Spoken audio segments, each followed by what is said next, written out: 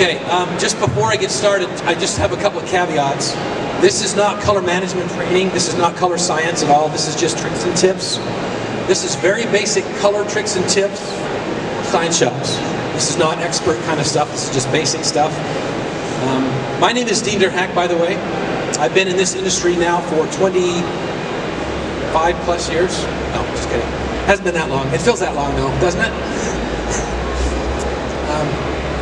I've been a product manager for both Onyx Poster Shop as well as Flexi Sign Pro. So I spent a lot of time talking to sign shops and print shops about their color challenges. And I imagine there are sign shops that have figured this stuff out, and there's some sign shops that are still struggling with it. So I'm not exactly sure where you guys are on that spectrum. I don't want to talk below anybody or above anybody, but I'm just going to give you these tricks and tips that I've come across. So this is just the basics. You started, you've got a printer, and you're struggling with some color challenges. Let's just kind of talk about these. So these are the typical things when I go visit a sign shop that's struggling with color. This is typically what I hear. There's a lot of sad stories. It all comes down to these three things. They're struggling with color consistency, right?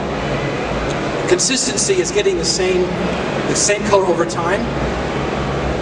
Predictability is knowing what kind of color you're going to get before you actually use your ink and media to print. And then spot color matching can be very, very difficult for shops. And I've got some tricks and tips that might make that a little bit easier for you. So, is anyone identify with this? Does anyone struggle?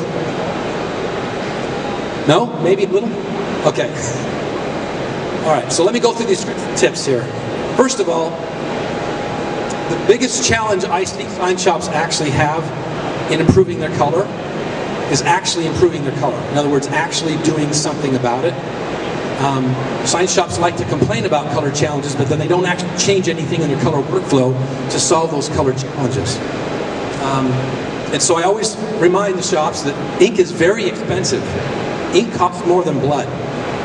It's very, very expensive. This slide here is actually 5 or 6 years old, and you can see here we're talking 70 cents here. There's blood at 40 cents. So it's pretty expensive. We can say the same thing about media, right? Your per square foot cost is pretty expensive. So the first thing we have to ask ourselves is, how much is bad color costing you? How often are you printing and then the customer rejects the print? How much ink and media are you spending just trying to figure out how to get the right color? Is one of the most valuable commodities that sign shops have is their time, right? You spend an hour trying to get the color right, and you finally get it right, but you've just blown an hour in your shop, right? To the point where you might actually be afraid to take on challenging color jobs just because you're afraid of how much it's going to cost you in time, let alone ink and media to get this job right? Time is a very valuable thing. And also sign shops, they have some sign shops have a hard time charging their time. They don't charge for design time, and they don't charge if there's problems with color, miscommunication with the customer. And so that leads to missed opportunities, right? If you're worried about color, if you're stressing every day about color. So I'm going to tell you how to use your settings. We're going to talk about how to get better output consistency and predictability, and then I'm going to show you some really cool tricks and tips how to easily spot and match. Okay? But we first need to talk about what good color is. Which one of these is the right color? Which one of these is the good color? A couple of these look blown out. One of these is supposed to be awesome. It's what the customer wants. The other ones aren't. How do I know? What is good color? When something comes off your printer, how do you know that it's good color versus bad color? It's whatever the customer is willing to pay for it. That's the bottom line. It doesn't matter the delta E, it doesn't matter the LAB values. At the end of the day, good color is what they're willing to pay for. Right? Now, this also applies to you when you go to your favorite restaurant and why it's your favorite restaurant. You go to that favorite restaurant for the service and the support, but you also go to that restaurant because you love the flavor, right? Have you ever gone to your favorite restaurant and it's got the owner, go in there, and the flavor's different, right? Well, that's what color is for people who buy signage, especially if they buy prints. The color experience for them is the flavor. They'll come back to you if you get the color to their satisfaction. And you don't have to spend money getting it better than they want. So if you think about improving the color in your shop and how much you want to spend. What's the investment? This is really about ROI. How much money are you wasting in time and material on bad color? And how much are you willing to invest in time and money in order to solve some of these problems? So good color really starts with the customer and that color experience, right? So we need to communicate more with our customers about color before we let them walk out the door, right? Here's some examples of that. Okay, here's some questions I recommend you ask. These are some example prints, right? So there's a couple things to look for in prints. One is memory colors. If you've got a print of bananas, we all know what the color bananas are, right? You ever get a print with fruit in it, chances are the customer wants that fruit to look like real fruit. Unfortunately, sometimes you get scans and bananas are green. The customer wants them yellow. So that's a challenge. So I'm just assuming that this is going to be yellow bananas. If they come out green on problem. Zumba Fitness.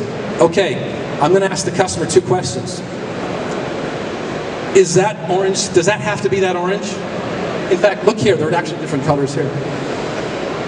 I'd also ask, is this a logo color? If that's a logo color, what's the Pantone value? You know, get this up front from the customer. Also, sometimes you'll get something like this and you'll say, well, it just has to be a green and a red. It doesn't really matter what kind of green and red it is. And you know what? A lot of times that's true. As long as the reds are reds and the greens are greens, your customers are happy, right? You know, they're used to just having something that's green and they don't really care.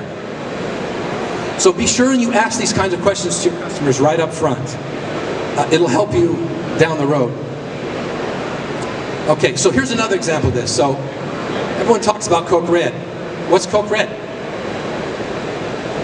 You know, when I was a kid, who remembers Kmart? Am I aging myself? Kmart? When I was a kid, I'd go into Kmart and every single television, Magnavox, Zenith, RCA, they were all different colors. So what's the right color? Right? Remember, it goes back to what I said before on my previous slide. Good color is what the customer is willing to pay. So that's why it's so important to understand what the customer expects up front. So if you've got a spot color, don't just ask them the Pantone value. Get a sample swatch of that actual color. Okay? That's one thing you can consider. Okay, so here's another big thing I see happen all the time. This is so confusing for people who are starting out in sign shops. They've been doing signage for years. They buy their first inkjet printer, and they have a color in Illustrator or Corel Draw or whatever, and they print it out, and it looks like crap. And they're like, what? If you have my little desktop laser, it just seems to always work. What's the deal with these inkjet printers, right? These wide format inkjet printers. Well, a lot of it has to do with color settings. I'm not going to explain CMYK and RGB and color theory, but the basic premise is every single one of these software packages has settings for their color. And if those settings don't match in all of your software, if you're opening up your customer files in Corel and Illustrator, or they're setting them up in Illustrator and they had different settings and you bring that in, and you take it into your RIP software and it has different settings, you're not going to get the color you want. You're going to be shocked just about every single time. So the good news is this is very easy to solve. Just go into all of your software and make sure that the color management settings in every single software package are exactly the same. Seems pretty simple. I wish that we could just automate that in the software world, but we can't. So you have to manually go in and make sure that you use exactly the same settings. Here are the basic standard settings. These are the default settings in quite a few of the software packages, the RIP software packages. You need to take these upstream in your workflow. It's these same ones in Corel, Adobe Illustrator. If you want to talk to me afterwards, I can explain exactly why these are the way they are. But basically, the industry recommends use sRGB as your input space. Use the Grapcol 2006 coded for CMYK. If your customers have embedded profiles, you've got to check a little box in your software to use the embedded profiles. If you uncheck that, you don't get the color from the customer. Their profile that's embedded in that file. That one thing can just bite you in the butt every time. So these profiles, they simplify color because they're basically a giant lookup table of the input values you want to have and the color you actually want to see come out on your printer. It's this giant lookup table. Every CMYK value and what color you're going to get on that print. It's just a giant lookup table. Using the right media profiles can save you a lot of ink. Here's a little dirty little secret. Some profiles, the GCR is set really high and they just do a lot of ink. And guess why they would do that? Guess why you get a profile that has a lot of ink? Because you're going to burn through a lot more ink. All right? So if you're getting profiles from other people, that's something you need to be aware of. We'll talk about that in a minute. I recommend the first place you go to for profiles is the printer manufacturer or the reseller. If you're running Roland VersaWorks, you get all profiles. But what if you want to use third-party media? So you go to media websites. The media companies also offer profiles. You have to go to those websites and find that. RIP providers also provide media profiles. And you can also build your own. That's what I would recommend, and I'll explain why. But that's kind of what I recommend, is you do your own profiles. It's really not as hard as it used to be. Okay, so everyone has this experience. You get this big file, you get a zip drive or something, you get a little stick, and it's got all these profiles on it. You download them off the internet. What are you supposed to do with this, right? It's obvious what the media name is. Next to it is the resolution, right? And then it says banner, high speed. We've got a quality here. Okay, so a couple of things. When you make a profile, when you get an ICC profile, it's only designed, it's only optimized for one specific print mode. One printer, one ink, one media, resolution, dot pattern, even the number of passes, unidirectional, bidirectional can affect output. So you can certainly use these with the right print mode. If you switch print modes, you're going to have problems. So if you get a 720 profile and you try to do a 360, you've got to get the print out in the last minute, so you just change the printer settings but use the same profile, you're going to have color problems. So I would only use profiles for the print mode you actually have. Now, I know what happens though. A lot of times you get media and you don't have a profile for it. Maybe you get a generic media, right? At a minimum, just pick a profile that's as close to the type of material. For example, if you're using if it's a banner material, make sure your profile is a banner. A lot of shops pick gloss or matte when they're printing on backlit. They pick the wrong media type for their profile because they think it looks good, but they're actually going to cause a lot of problems. It's going to be impossible to match the colors with that. So make sure that you use the right. This is the #1 issue that our tech support team at Flexi gets for color, is they're just not using the right profiles.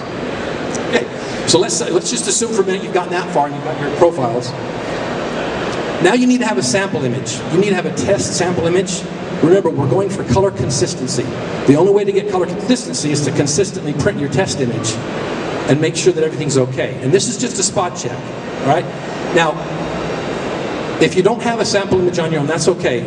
All RIP software comes with a sample image in the samples folder. It doesn't really matter exactly what it is. There's a couple of things you need to look for.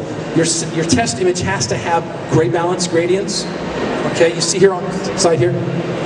So your typical sample image will have memory colors. We all know what salmon is supposed to look like, and red peppers. We all know what ice is supposed to look like, right? We've got highlights.